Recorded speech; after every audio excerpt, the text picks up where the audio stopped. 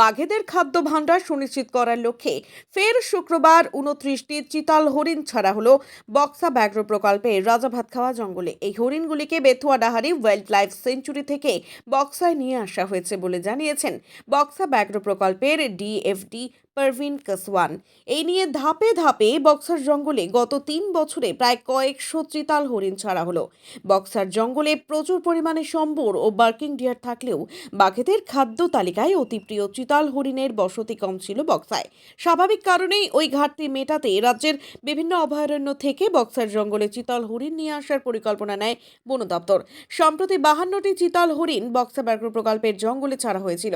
আজ পুনরায় বন দপ্তরের আধিকারিকদের উপস্থিতিতে বক্সা ব্যাঘ্র প্রকল্পের রাজাভাতখাওয়া জঙ্গলের কোর এলাকাতে 29টি চিতাল হরিণ ছাড়া হলো।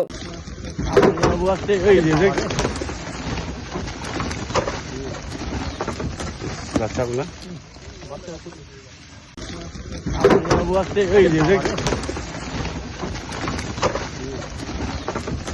বাচ্চাগুলা বাচ্চাগুলা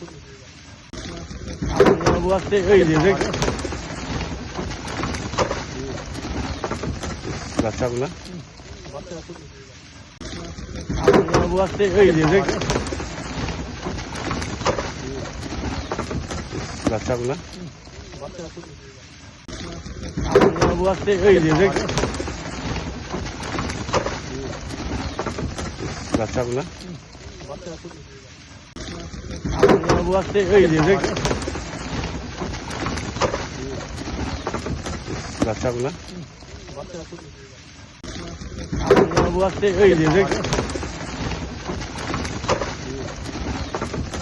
বাচ্চাগুলা বাচ্চাগুলা